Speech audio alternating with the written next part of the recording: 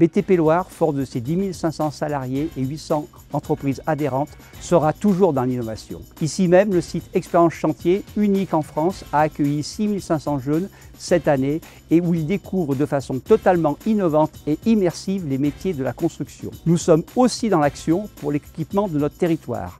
À ce titre, nous avons créé en 2024, avec les élus concernés et le concours de l'État, le projet clé en main de mobilité pour la connexion du Forêt et de la métropole.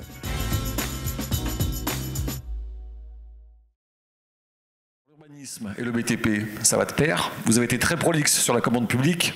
Vous l'êtes aussi sur un autre sujet, la loi ZAN. Loi zéro artificialisation nette, pour lequel vous souhaitiez, je crois, prononcer quelques mots. Les propos de M. Bariol, vous changez maire, bâtisseur et vous mettez à côté entrepreneur, et je crois qu'on a les mêmes fonctions, les mêmes problèmes, les mêmes motivations, les mêmes problèmes, et je crois qu'on est vraiment main dans la main sur ces sujets-là, vraiment. Et nous, on respecte beaucoup les maires bâtisseurs. Voilà. Vous m'avez posé une question sur la loi ZAN. Alors, la loi ZAN, eh bien, écoutez, ça va peut-être surprendre beaucoup de gens ici, mais moi, je suis pour la loi ZAN. Je trouve qu'aujourd'hui, les récents problème qu'on a eu à Rive de Gier et qu'on a sur toute la France, et regardez ce qui se passe en Espagne, c'est catastrophique, ils s'en sont pas sortis. Donc, je pense qu'on est au bout d'un système encore, on est à un bout de cycle, et il va falloir s'approprier la loi ZAN. Bon, naturellement, ça se fait sous la contrainte, parce qu'en France, c'est compliqué de faire toujours quelque chose de manière préventive, donc il faut qu'on ait la contrainte de l'État. Naturellement, il va falloir des aménagements sur la loi ZAN, parce que c'est vrai qu'elle est très restrictive. Par contre, il est évident qu'il va falloir se mettre en ordre de marche. C'est compliqué, c'est très très compliqué, parce qu'actuellement, on a fait ce qu'on a fait jusqu'à présent, c'est quelque chose de plus facile. On a pris des terrains, on a construit dessus sans aucune contrainte. Quelques contraintes d'urbanisme, des choses comme ça, mais globalement, pas de contraintes.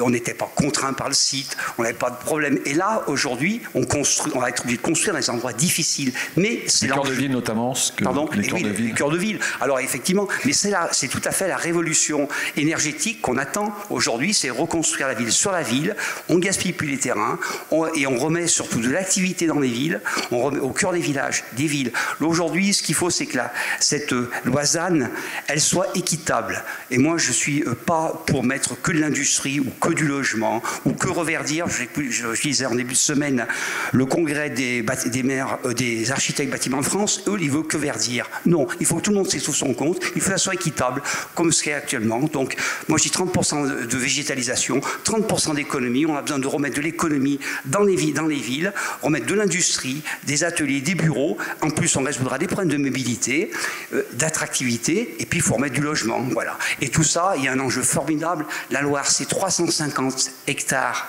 de friches industrielles.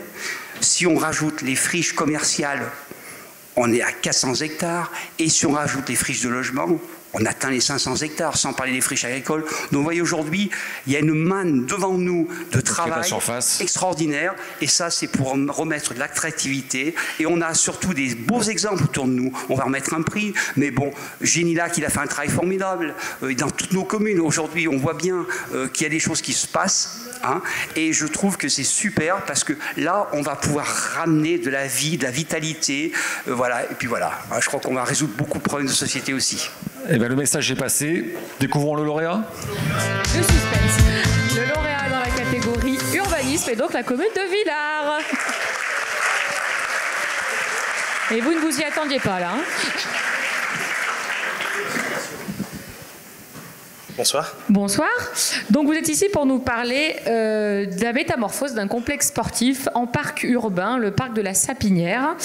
Comment a démarré ce projet par des ateliers participatifs? C'est ça. On a, avec mon équipe municipale que je salue, pour construire notre programme municipal 2020-2026, on est parti sur la concertation. Et les habitants de Villars nous ont dit que nous avions un complexe sportif qui date des années 80, un peu plus de 5 hectares, qu'il fallait transformer, verdir, mieux équipé, et on a eu cette idée avec l'équipe municipale de transformer ce complexe sportif en parc urbain qui s'appelle le parc de la Sapinière. Alors parc, donc la nature a une place tout à fait particulière. Expliquez-nous un petit peu. Et bien, toujours avec l'équipe municipale, nous avions comme projet, dans le cadre de ce plan de mandat, de faire entrer la nature dans la ville. Et donc, on a transformé ce parc complexe que le président du département connaît bien, en parc urbain verdoyant, en plantant 360 arbres, en créant près de 7000 m² d'espace naturel.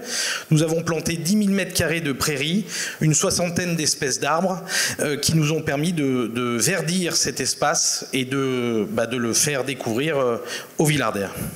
Alors justement, on dit parc, mais c'est pas franchement un square au niveau des usages. Racontez-nous un peu tout ce qu'il y a dans ce parc urbain. Alors, on a aussi un grand projet à Villars, c'est le vivre ensemble. On en a beaucoup parlé, je crois, tout au long de la soirée.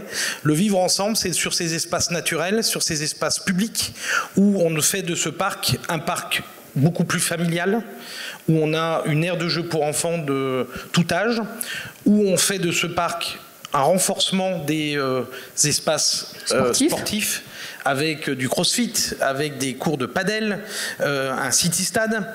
On a refait un stade de foot. C'est un parc beaucoup plus festif aussi, puisqu'on a une guinguette. On a des espaces de pétanque. C'est un espace aussi beaucoup plus apaisant puisque l'on a créé des espaces de pique-nique verdoyants avec un verger arboré. Et enfin, c'est un espace beaucoup plus intergénérationnel avec des bancs, des espaces pour nos seniors, beaucoup plus sécurisés aussi. Nous avons installé 18 caméras reliées à notre poste de police municipale et on est très très heureux de ce parc qui a été fortement financé par l'ensemble des acteurs. C'est un projet à 4 millions d'euros donc.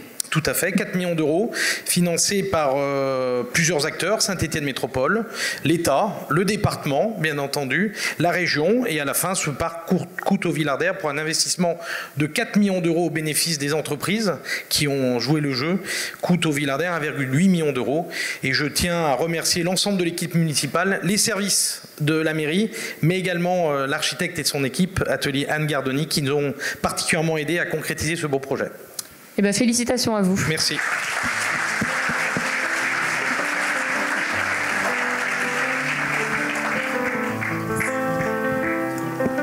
Félicitations. Merci. C'est beau. Merci. On vous laisse faire votre petite photo souvenir.